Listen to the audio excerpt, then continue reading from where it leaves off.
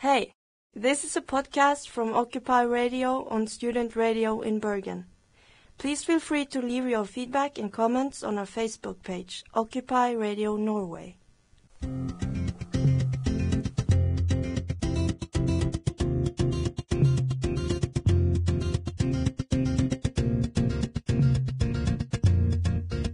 This is Occupy Radio with Anthony and Mr. Paulie. Hello world, and what a wonderful world it is. And it is one which deserves all the love that we can give it. And that is something we do in the form of airing this show, which is called Occupy Radio. And which also involves the angelic tones of the man you just heard then with me, Anthony Hill. G'day everybody. And from the Occupy movement, the man with the magnificent mind, Rune Storedvedt. Hello. And we are broadcasting from the studios of the sensational student radio in Bergen, Norway, which you can always tune into online at srib.no. And you can also stream the show live there at that spot on Friday, 12:30. That's PM. So that's during the day in Central European time. And, of course, you can download the podcast at our Facebook page or YouTube channel, both of which are called Occupy Radio Norway. Speaking of channels, Anthony, what have we got in store today? Today, it's a show about us, Mr. Paulie. It's about the media, and we are the media. We like to think we are anyway. Yeah, coming up in the world. But I've got we like to start with a quote from certain people, and I have another gem from our old mate, Noam Chomsky, said to be the most quoted living man. Have you got that? Can you push a button and make that happen, Mr. Paulie? I can certainly push buttons. It's particularly harmful to democracy when media systems are in the hands of private tyrannies. I mean, it's bad enough if the guys who, making shoes or cars, that's bad enough. But when it's control over the doctrinal system and information, that's much worse. That's why I think the stuff that's going on in telecommunications now should really have a lot more attention than it does. I mean, here's this huge system, built at public expense. I mean, you guys paid for it, and as usual, being handed over to private power now that it's profitable. And it's very likely, I think most media analysts with their heads screwed on see, and indeed even report, that it's going to end up in the hands of half a dozen megacorporations. Yes, it's profitable. So it makes you wonder what the motive of the media is, really, Anthony, doesn't it? Yes, and I think we're going to be delving more into that during the show. Do you have any other quotes at all? I usually come back with a quote. Anything? I come back with a quote often, and one of those media moguls, of course, is Rupert Murdoch, and he has a quote. He says, and he's from Australia, actually, embarrassingly enough. He says, "I can go into restaurants and the whole table will get up and clap if they recognise me because they love Fox News." Now, nothing profound there apart from quite egotistical, but interesting at this time, just after the big federal election in the USA, the role that Fox News played in that, Anthony. I'm not sure if you were watching that, but it was a sense of almost denial when they realised that Mitt Romney had lost the election. Or they'd lost the election. They were almost speaking for themselves, like we have lost the election, as if it was that they were carrying that on their shoulders. Because, dear listener, for those of you who don't know, or may not know, maybe you haven't immersed yourself in this kind of stuff, Fox News have more right-wing tendencies, don't they, Mr. Paul? Very much so, and they don't really think they hide that, actually. No. But in their defence. But there was a sense of shock when it wasn't happening. And I actually managed to capture a bit of this, not at the very end, just before it was happening, when the analysts realised that it's not going very well. And actually Bill O'Reilly, who's one of the political analysts, he said something, he was trying to give reasons as to why this may be happening. But also you can get a sense of the shock in the studio as to what was happening. Have you got that for us? I do actually have that, yeah. So what's your sense of the evening? I mean, you look at these exit polls, you look at the, My sense of the evening is if Mitt Romney loses in Ohio, the president is reelected. How do you think we got to that point? I mean, President Obama's approval rating was so low, and obviously this is hypothetical. We don't know who's even winning right now, never mind who won. But how do you think it got this tight? Because it's a changing country. The demographics are changing. It's not a traditional America anymore. And there are 50% of the voting public who want stuff. They want things. And who is going to give them things? President Obama. He knows it, and he ran on it. And whereby 20 years ago, President Obama would have been roundly defeated by an establishment candidate like Mitt Romney. The white establishment is now the minority. And the voters, many of them, feel that this economic system is stacked against them, and they want stuff. You're going to see a tremendous Hispanic vote for President Obama, overwhelming black vote for President Obama, and women will probably break President Obama's way. People feel that they are entitled to things, and which candidate between the two is going to give them things. Yeah, they're Mr. Pauly entitled to things, but not only that, it probably didn't help Mr. Romney when he went out and he said, well, he was caught secretly on camera saying 47% of Americans are no good, drop out, sucking off society kind of people as well. I think he got a little bit cocky at the end of his first debate when it was quite clear that he had won the debate. And then after that, his campaign certainly went downhill.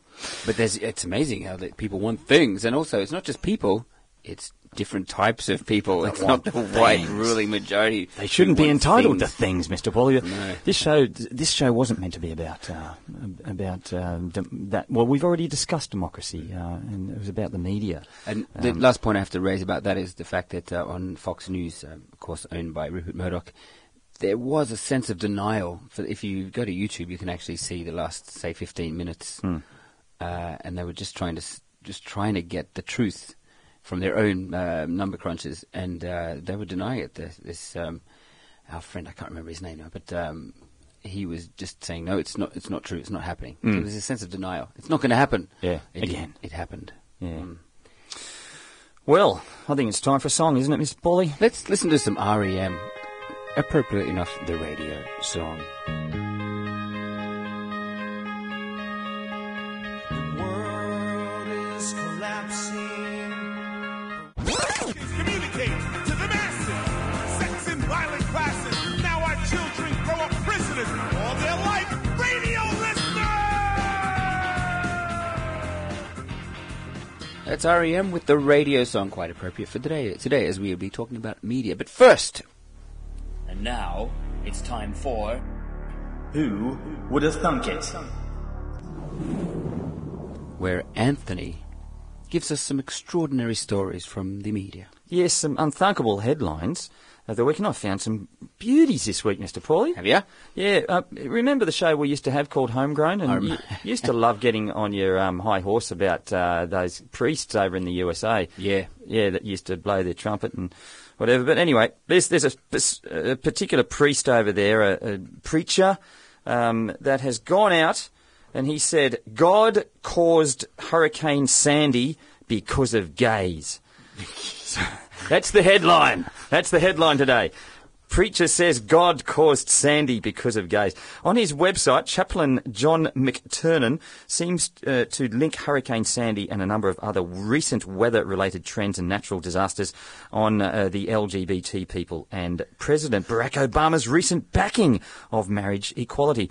While most of McTernan's wrath is directed at Obama, he has some choice words also for candidate Mitt Romney. God is systematically destroying America, McTernan writes. Just look what happened this year, calling Sandy the most powerful hurricane on record that could do catastrophic damage to the entire Northeast.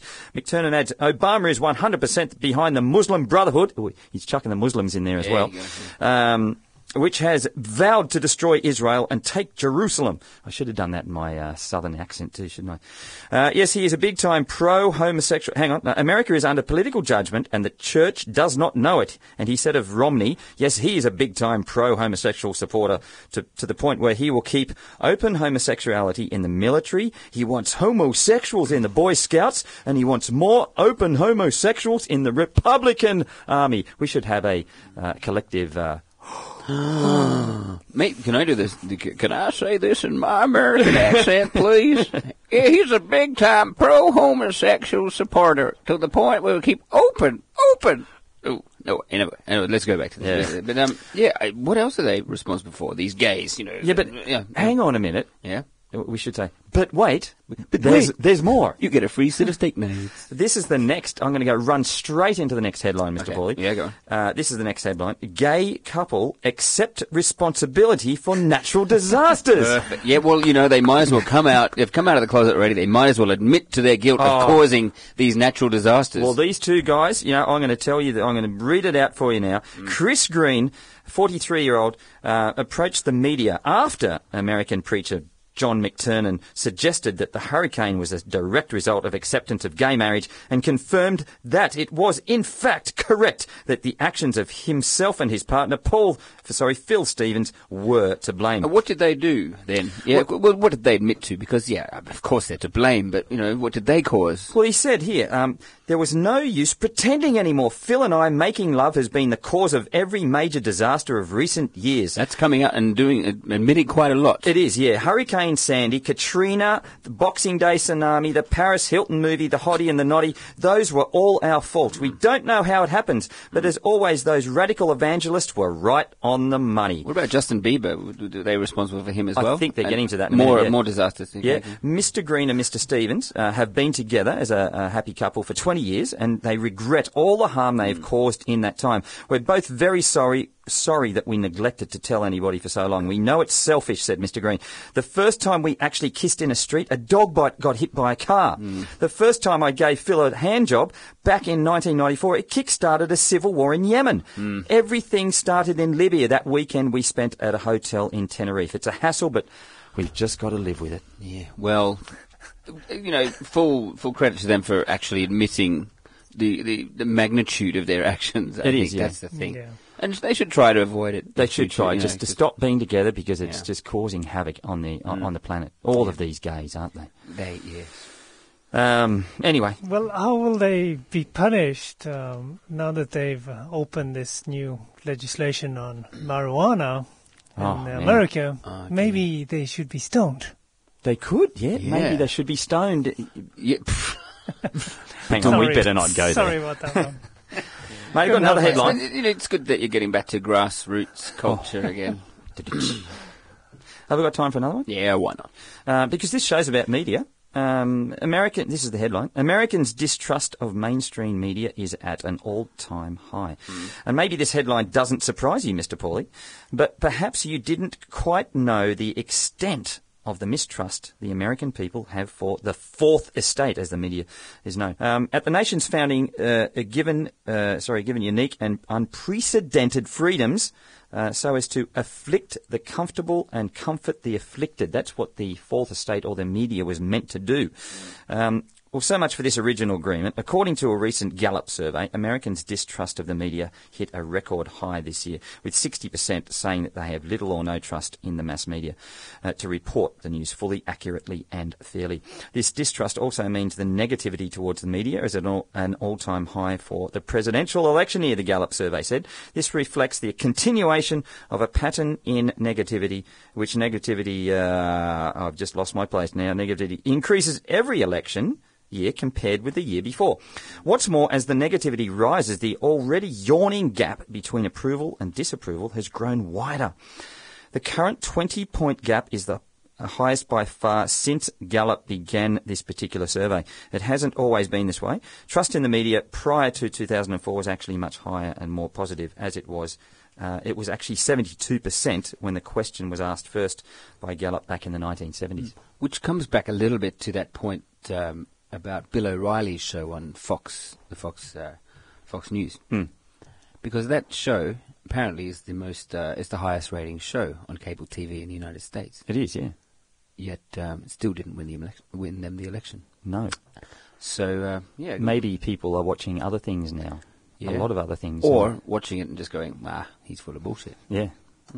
Hopefully they're not doing it to us, but you never know. Speaking of television, Mr. Pauly, do we have a song? We certainly do. Let's have a bit of the RHCP. Is that, Anthony? Red Hot Chili Peppers. Yeah, or in Kiwi land, let's say the Red Hot Chili Peppers. Yeah. This is Throw Away Your Television.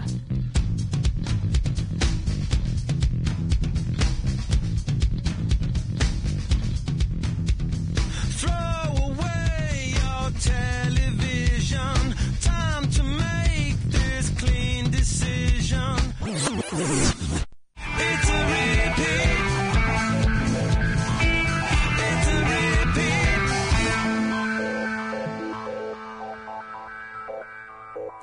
You're on Student Radio in Bergen, that's srib.no, and that was the Red Hot Chili Peppers with Throw Away Your Television, telling us to reinvent our intuition there, Anthony. Mr.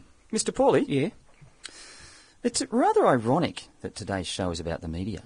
How is that ironic, Anthony? Well, as I said earlier, because we kind of are the media in a way, so we're doing a show about us or something we're a part of. So it's not like rain on your wedding day or the good advice that you just didn't take. Alanis. No, it's not about that. And secondly, most importantly, the whole reason I wanted to do, or we wanted to do, a show like this at all is because of how bad the mainstream media have become. I've been woken up to a lot of urgent and shocking realities about our world, thanks to Runa and Vergaard, and hopefully our listeners have as well. Realities which should have and should be reported extensively in a responsible media. Amy Goodman from Democracy Now! Recently spoke out about the media, saying that nobody owns the airwaves, but many corporations and entities like to think that they do. Mainstream media is increasingly serving us up what they want us to know, but not what we need to know. It's turning into an entertainment and emotional outlet because its content lacks relevancy to us in a practical sense. But media itself is changing and changing us in the process. It's a dynamic process where media becomes an extension of ourselves in a way that encourages high interdependency between us, but also creates high dependency. And this dependency needs to be supported by actually real-world pillars like local community and participatory democracy, unless we become mindless beings of the matrix trapped in our own delusions. So today, we aren't just talking about newspaper or television, but media in general. And it seems we have quite a bit to cover here. How do you suppose we can define media in our show today, Runa? Well, I'm not sure myself, Anthony, but I'll give it a try nonetheless. So let's just start with a very basic idea of leaving a footprint. But instead of your foot leaving that print, it's your mind. Now, this can be anything abstract, like an idea or an emotion. And we know that humans have been doing this for a pretty long time, something like 40,000 years or so, according to our findings of cave paintings. 40,000 years. So this is going to be a really long history lesson today, Runa, yeah? I'm just going to make the point that the media can be understood as the technology by which we transfer from inner to our outer world. Mm-hmm. And what is actually transferred then becomes distinct as the content. So the caveman's media is paint on stone, while the content would be like the shape of a buffalo. For example, yeah. Yeah. However, the content is limited by its media. And what we will try to discuss today is how those limitations also become part of our institutions and ultimately limit ourselves and society, but also how those limitations can be broken and how this is already happening for good and bad. Some rules can be bent and some can be broken, but I'm sensing a matrix reference here, but let's not get ahead of ourselves. Can you explain what you mean by content being limited by its media? Yeah, in a way. Let's start with Gutenberg's invention of the printing press in Europe. It came about in 1440 and marked the beginning of a cultural shift from which humanity will hopefully never recover. Firstly, it broke the literate elite's monopoly of education, and secondly, it allowed for mass communication of revolutionary ideas and new knowledge. Yeah, I searched for printing on Wikipedia, and it seems the Chinese beat the Europeans by about 1,000 years. But never mind global history. Continue, please, Mr. Runa. Thank you. Yeah, the Chinese, they are smart people. Yeah. If we compare the printing press to television, you still see it's a one-to-many relationship. But the television is an immediate and compelling media. So it's a much more powerful stuff. So not only does it allow for new genres, but our perception of reality can be pushed in a far more effective way. And the media of TV allowed us to see man reach the moon. And we could see Olympic records being broken and starving children in Africa and the 9/11 tower attacks. Yeah, 9/11. Yeah, everybody was glued to the TV on 9/11. It was kind of surreal. I was kind of half expecting World War III to break out. And you know what? Just thinking about my initial reaction when listening to the events on the 22nd of July here, the horrific events, back a year ago, I immediately thought it was a radical Islamist group. And you guys all know I'm not anti-Islam or anti-anything, quite the contrary. I think they more often get the rough end of the media stick. And they more often portrayed negatively by the media, both here and internationally. But there was this kind of hope that, oh my God, I hope it's not that, in a way, and an almost perverse sense of relief to some extent. When it was just an Aryan Norwegian. Yeah, or just a guy who was a madman, rather than it was some group, you know. But it revealed how our bias. Has been leaked into our minds from the main media. But anyway, coming back to what I'm saying, this kind of sharing of experiences, it connects us emotionally, and it allows the content to be immediate and focused in such a way that it's hard not to incorporate its reality with your own, just like with the 22nd of July. So then people go like, did you just see the same as I did? I couldn't believe it. And in this respect, perhaps I should have said that the medium actually liberated its content and not the other way around. And it leads to this kind of water cooler conversation, as they call it. Have you heard about that? He's talking around the water cooler at the office, you know. At the office. And that's often, comedies, but it's often things which are happening in the world, current affairs, and it gives people something to talk about as well. It does. Often from TV programs. And Frank Zappa had a great take on TV in his album Overnight Station in the 70s. You have a song by Frank Zappa, don't you? It's called I'm the Slime.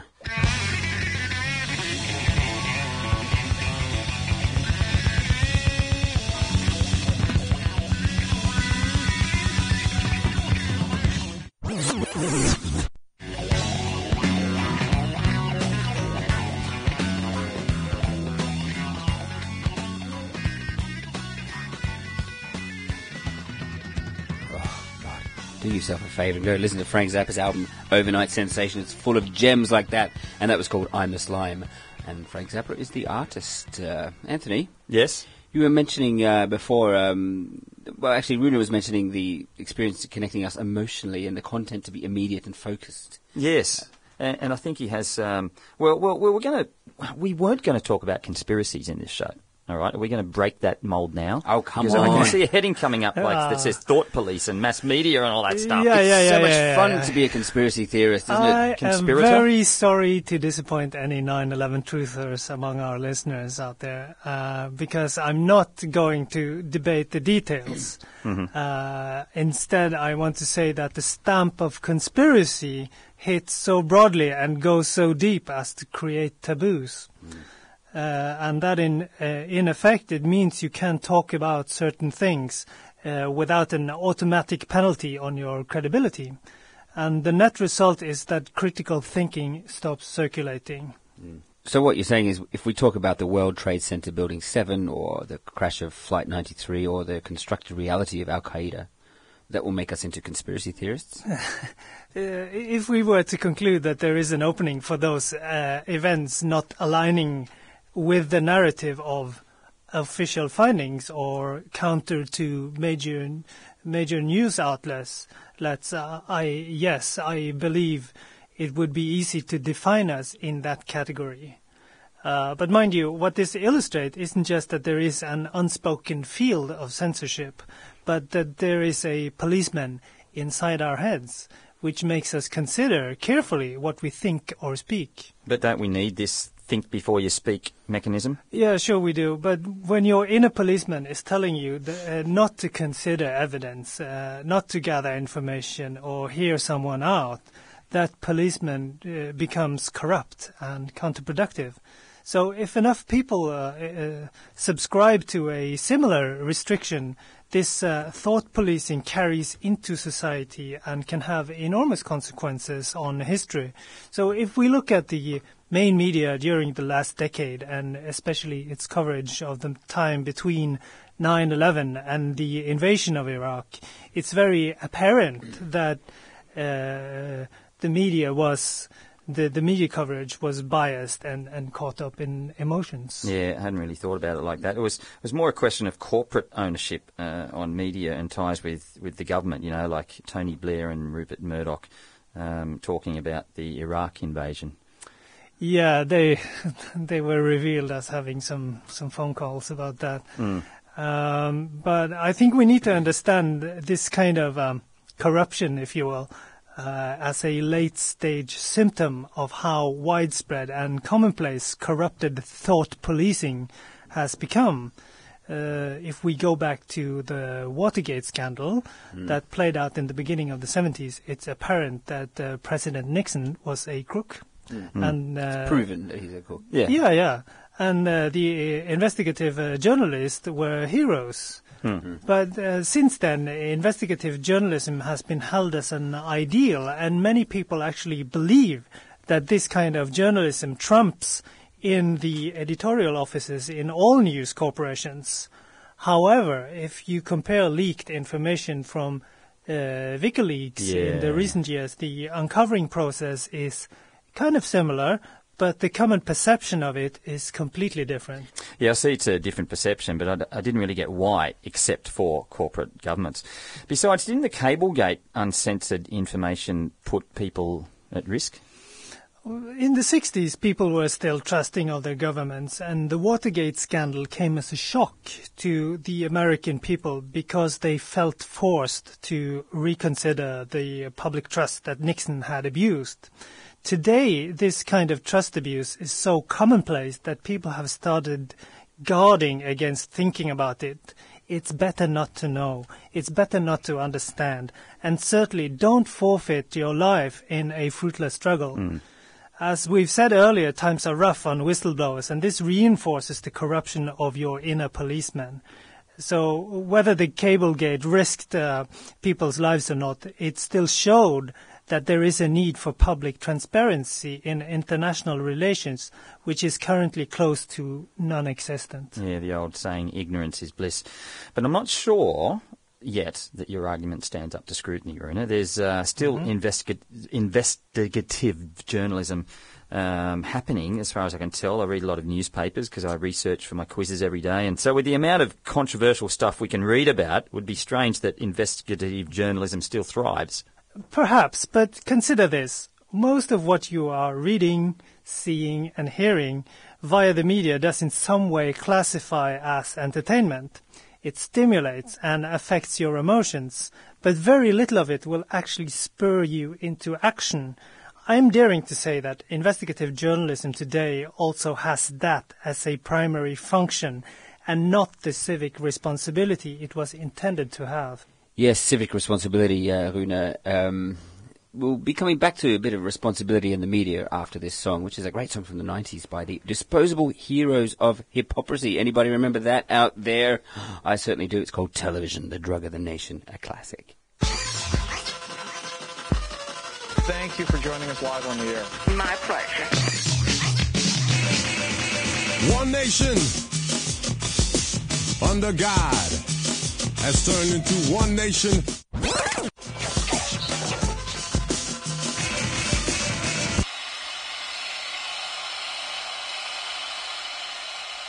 That's the Disposable Heroes of Hypocrisy with Television, Drug of the Nation. I hope we're not breeding ignorance here on Occupy Radio. I don't reckon we are. We got blokes like Runa here who will set us straight.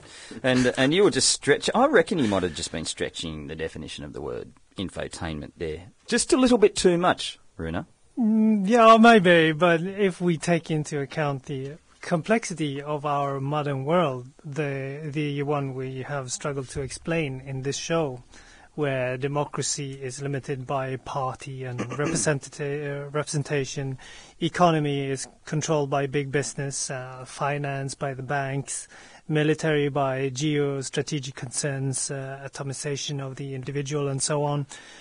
Where do our options for effective and lasting actions actually come into play based on news today? And what about signing petitions? Lots of people do that. You got letter writing, giving money to organisations. Yeah, sure. There's lots of examples of people doing good stuff, acting on news, which then again become news. But how many of those examples actually change our systems so we can avert our big crises? Don't get me wrong. I'm not saying some news channels aren't relaying good information. It's just that the majority of people don't know what to do with that information, so they treat it as something else, and that in effect makes it infotainment. I think many people, busy as they are with their lives, just want to be informed about what's going on, and not for any particular reason. They get their daily fill of news and then just watch something else or carry on with their lives without giving it much further thought. So, where are we going to go with this? Are you saying we should all just turn off our TVs and stop reading newspapers? I don't want to tell people to do this or that, but I think it's fair to explain what people's choices are. And how those choices create or exacerbate unintended effects. After you watch or read the news, how do you feel emotionally? Are you going to do something about it, or have you decided it's too big? Or do you think someone else needs to do something? Are you going to check any sources or find more information to balance the arguments? Are you at any time ready to give up your old ideas, or are you just looking for ways to reinforce your old ideas?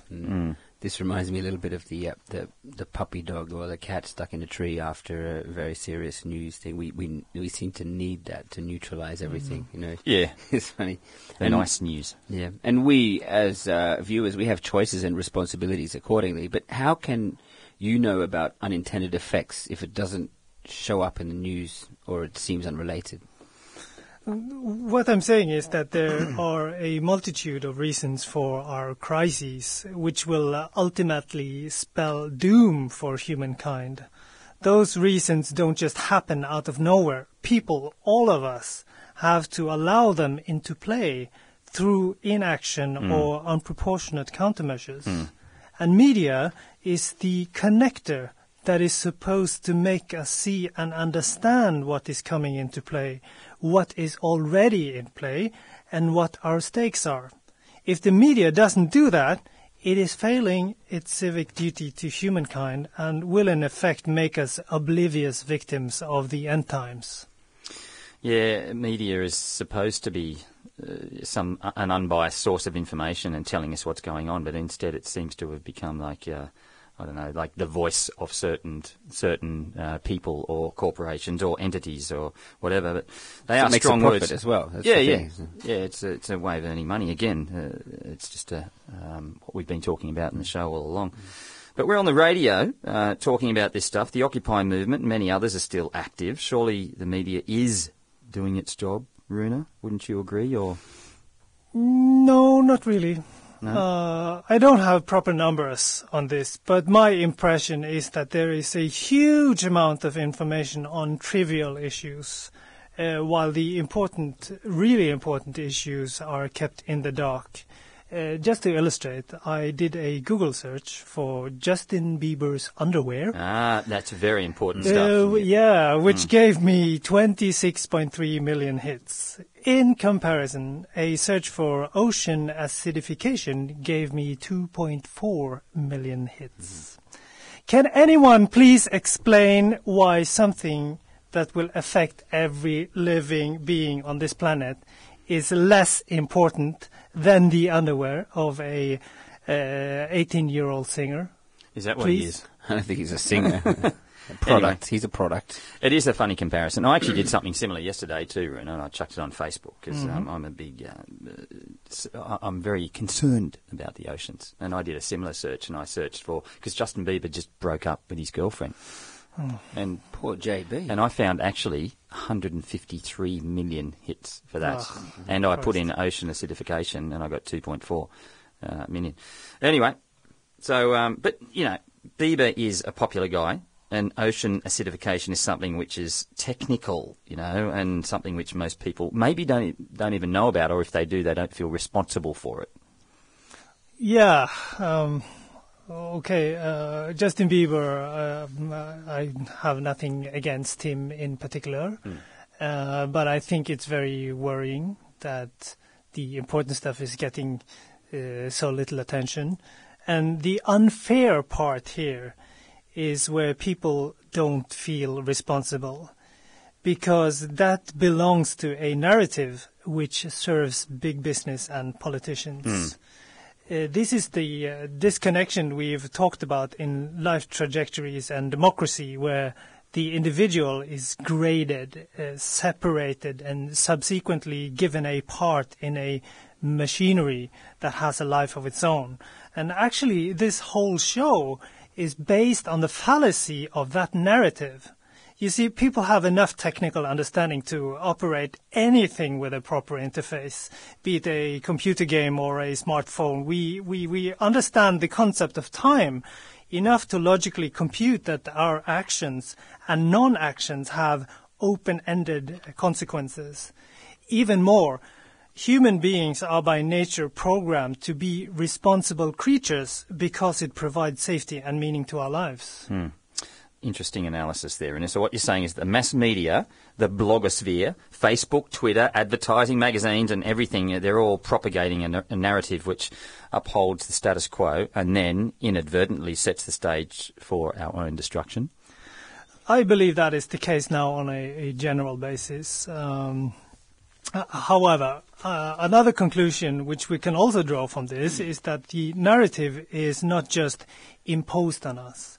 Given enough exposure, it becomes our own, and we start to impose it on ourselves, our children, our friends, and co-workers. Yeah, a lot of my friends, or Anthony's friends, I think they're not so warm in the discussion about our show, for example. I think they go, "Oh, how's your show? Oh, nice. What are you about? Oh, that's nice." It is hard to talk about at parties. It is, and I actually don't want to force it on people either, unless I find that they're in some related industry or they bring it up. You know, you might have a point there, since we do find it a little bit hard talking to people. But but wasn't the Arab Spring, the Occupy movement, and a lot of awareness going on now as a result of the media? That is to say, a new kind of media where people are responsible for their own news.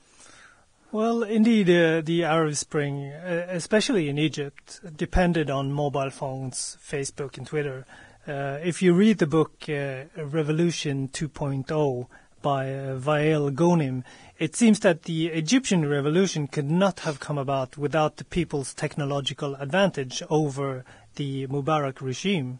This is probably very true, but the actual revolution didn't happen virtually. It happened on the streets and on Tahrir Square. The media was just a connector. And the same goes for the Occupy movement. Without the physical presence, there would be no actual movement. There's a sense of fakeness sometimes too. It's so easy to click like, really, and then do nothing about it. And it makes you wonder if people really do care whenever they click the like button. Well, there are a lot of idiots out there, aren't there, Mr. Pauly? And we have a song about idiots coming up. Do we not? We do. Well, it's a song by Green Day called American Idiot. I guess they're trying to express that in a subtle way.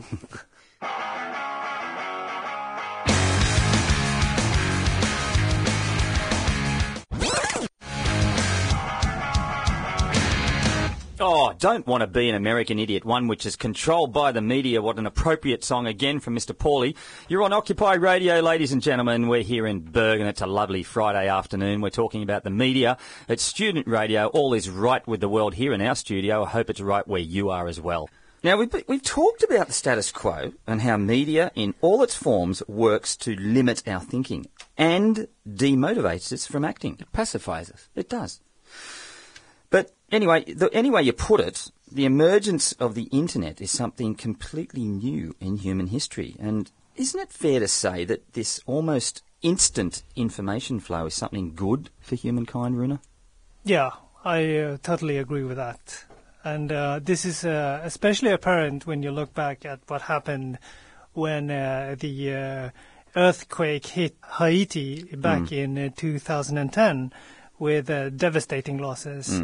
And the amount of empathy and support that outpoured from the world, it could be considered an immediate global response. And although the recovery work still leaves a lot to be desired, the function of the media in that regard, it bears resemblance to the function you can find in a body. So you mean like if you get hit somewhere, it starts hurting? Yeah, exactly. So if we go back to what we were saying about the divide between media and the content, we can see that the content is becoming more immediate and relevant to us. And furthermore, that the media becomes an extension of ourselves. And this process, however, starts another process, which I believe is more important, and that is the forming of a collective global consciousness. Very exotic. Are we talking about the emergence of a global brain here, like a hive mind? Actually, it's old ideas, which we can trace back to early sociologist Emil Durkheim, where he talks about a collective consciousness within a social group. Yeah. And if you remember back to Life Trajectories, we talked about Herbert Spencer, which was the guy who said survival of the fittest. He was also the guy to talk about a hive mind. So what was different back then was, of course, that media was severely hampered by geographical distances.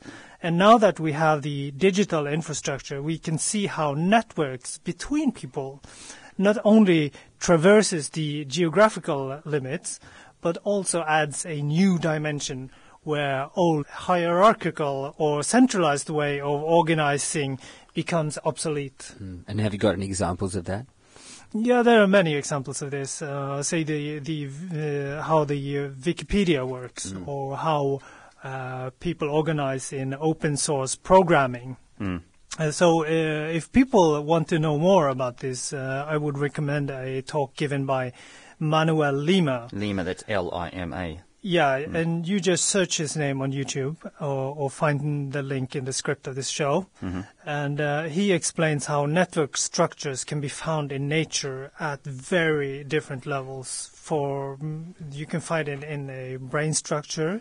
You can find the same kind of structure in species connection with bacteria, or even in how stellar formation, how new stars are born. And he makes a very convincing case that networking is a universal structure of organizing, and this is where humanity is heading via the infrastructure of the internet. But having a structure doesn't automatically give it the property of consciousness, does it? No, I don't suppose it does. But we are then nonetheless creating a reality which will enable us to achieve much more than we could before. And this reality is what will constitute a global human consciousness if we allow it to happen. Personally, I think it's a wonderful idea if we could share a narrative where we consider the Earth as our spaceship and all human beings as equal crew. The collective consciousness would, in such a narrative, be our shared goal of caring for our spaceship and all of its content. I really love that idea, Runa, but don't you think it's a bit naive? You know, what makes you think it's even possible? And if so, wouldn't it take centuries to happen? First of all, our planet is indeed a very large vessel orbiting a star. And secondly, because when humans collaborate by a shared vision, just about anything becomes possible. And what is stopping us is, in fact, our inner policeman telling us that this won't work. And you shouldn't take it serious because it's daydreaming and you have a job to keep and you don't want to scare your coworkers by talking nonsense. And the list of excuses just goes on and on. I feel you, brother, but it's just an idea so far. Yeah, but, you know, with the internet and its rapid expansion, expansion into our minds, the networked reality is already in existence, whether we like it or not. The big question is, what kind of reality are we creating? What kind of reality is our news outlets letting us see? What kind of reality do your tweets or what kind of posts do you have on Facebook? What kind of hopes and dreams do we pass on to our children? So it all boils down to a choice. Yeah. And this is the Matrix moment where we have to decide which pill we want to take. We should have had a Matrix clip here, shouldn't we? No. You want to say it, don't you? Yeah, I'm just going to say it right now. Because the blue pill is the fabricated reality of advertisements, glorified idols, governance of the experts, and the terror of the wicked ways of the world. The other hand holds the red pill, and that is the painful challenge of adapting a new narrative where human values like responsibility, equality, and solidarity has to be worked into the structures of a sustainable global society. Well, I know which pill you and I and Anthony want to take. We just need to convince about 7 billion other people to do that. We have one person up in the north of Norway. And I reckon I know what pill he wants to. Yeah, I know that too. But we'll get him after this. This is one of my heroes, Bill Hicks, with a bit on his take on the media and advertising.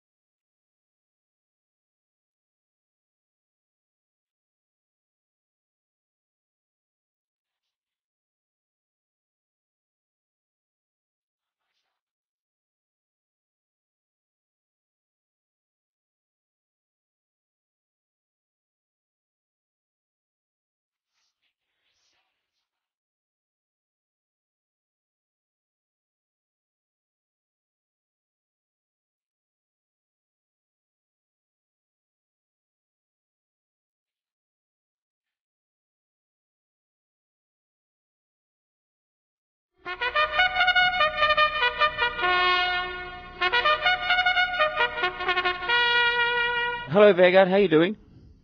Hello. I'm doing great. And how are you? We are fine here in Bergen. How is it in Trondheim? It's a bit cold. Yeah. Okay, indoors. Yeah. Are you laying on your couch now? I'm sitting, but. Are you wearing a black leather vest and have you grown a moustache since you've been up there? No, actually, I shaved this morning and I have fairly regular clothes. But I meant your face. Yeah. I shaved my face. Yes. Good. Well, that's a lovely image for us all here. But tell us, what's on your mind, Vegard? Well, I'm going to talk a bit about TV today. Do it. Here goes. Apart from work and sleep, there's nothing people in the industrialized world spend more time doing than watching TV. In the UK, people watch more than 4 hours a day on average. And in the US, 2 out of 5 kids under 2 watch TV every day. 25% even have TVs in their own bedrooms. Many hold the opinion that watching scary stuff and violence is bad for kids. Adults can probably take it. But much less common is an understanding of what watching TV does to your brain, regardless of what's on it. If you haven't noticed how a TV can disrupt any activity, try reading with the TV on, or lead a conversation in the same room without sneaking a peek. Researchers Robert Kuby and Mihaly Csikszentmihalyi explains this as a biological orienting response, a built-in sensitivity to sound and movement developed for survival out in the wild. And like a moth to the flame, we're suckers to the magical attraction of the constantly changing sounds and images coming from the TV. To investigate how TV makes people feel, they gave subjects a beeper, and every time they were beeped, they had instructions to write down what they were doing and how they were feeling at that moment.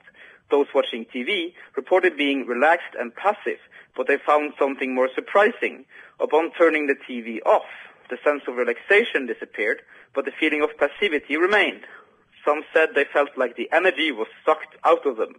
It's starting to sound a bit like addictive drugs. What drugs like heroin and cocaine have in common is an almost instant high that wears off quickly. The effects of TV are also almost immediate. Herbert Krugman was the first to discover that watching TV increases alpha wave activity in the brain, and by using EEG, a way of measuring brain waves, he found that as little as 30 seconds after the TV is turned on, the brain switches from primarily beta wave activity to primarily alpha wave activity.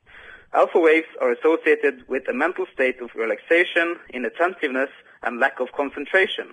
Some studies have also found correlation with increased susceptibility to hypnosis. So, TV is a master of grabbing onto your attention and potentially addictive. But what about long-term effects?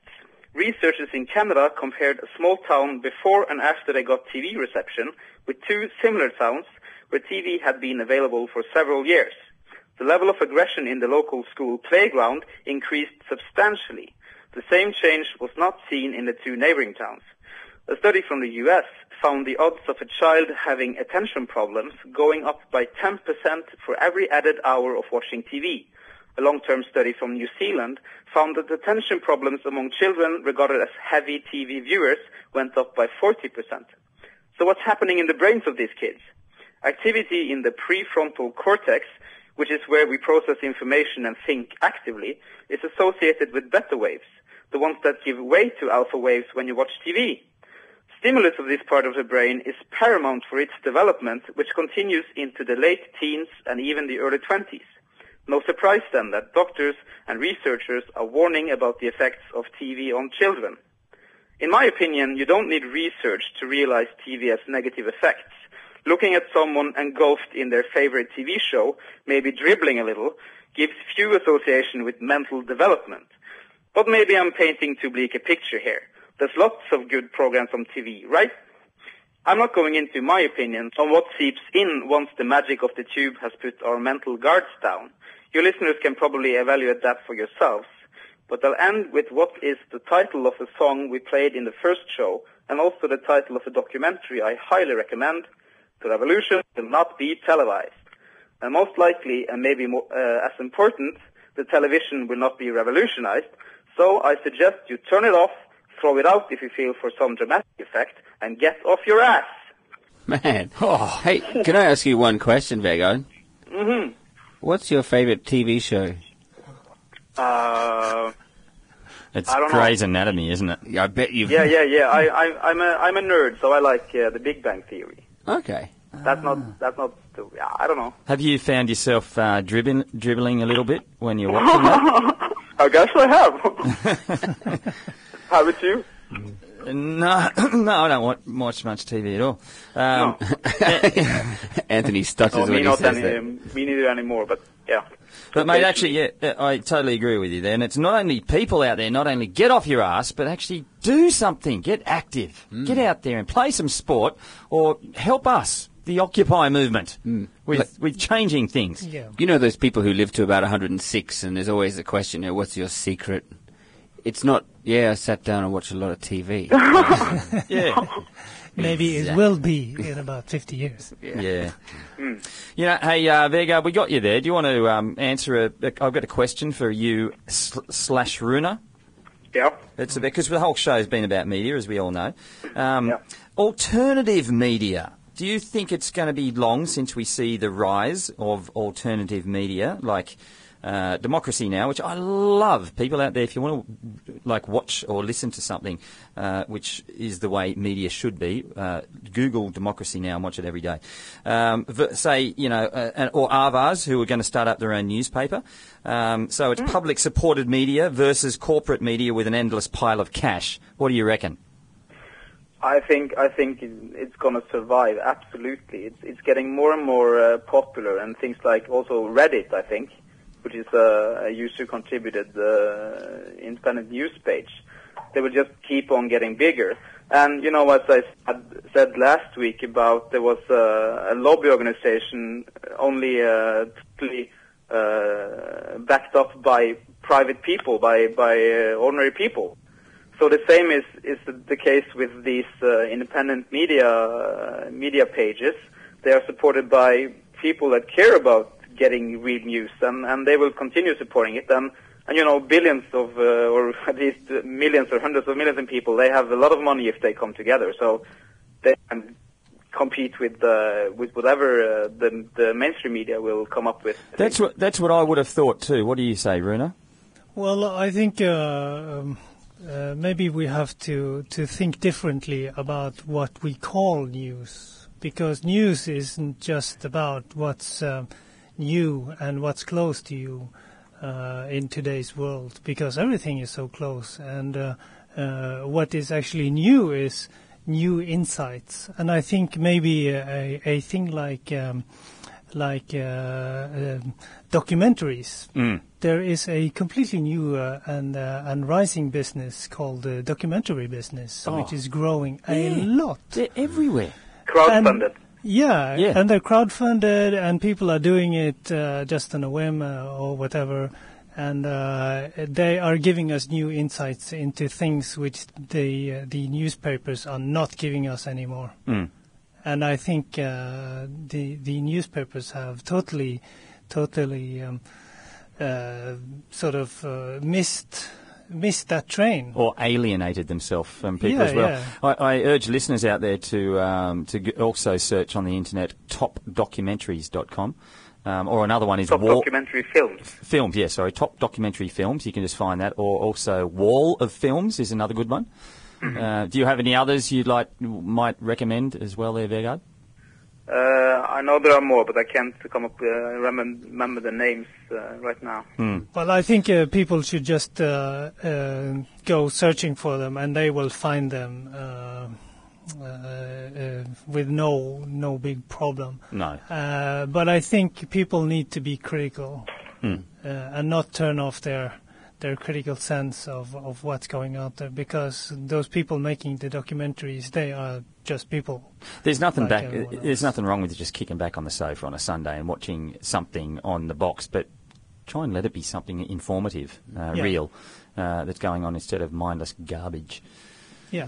Sorry. Well, boys, I had a question. I wanted your reaction to the unbalanced reporting of Hurricane Sandy, which of course was caused by the homosexuals, as we found out in the beginning of the show today. But especially in light of the fact that it started in Haiti and Cuba and caused quite a lot of destruction there as well. Two areas of the world which have already been damaged and destroyed. But who are perhaps not as sexy on the media market as New York is. You got something to say about that, Vegard? No, I think I guess it's nothing new. It's really, I think the same was the case in the start of the Haiti earthquake. It was first when some got involved and more and more people heard of it that the mainstream media really started writing about it. So I guess it's and we saw the same with the tsunami in the Southeast Asia, that the coverage was about Western tourists being trapped there and not about the local people. Absolutely, yeah. Thanks for your insight there, Vegard. We have to. We're running out of time, and we look forward to talking to you again next week. So enjoy Trondheim, and we'll talk soon. And Vegard, you mentioned the song by Gil Scott-Heron, "The Revolution Will Not Be Televised." Yes. We have it for you. Nice. And I like the thing that you said about the television not being revolutionized. It's not going to happen. Old technology. Let it go. Yeah. All right, Vegard. Bye-bye. Yeah. Bye-bye. Bye.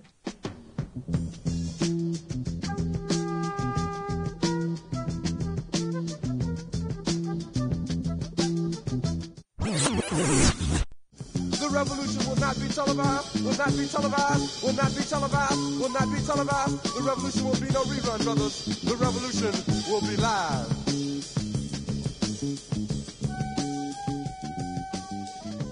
The Revolution Will Not Be Televised there by Gil Scott-Heron. And you're listening to Student Radio in Bergen. You're on Occupy Radio here with Anthony, Mr. Paulie and Runa.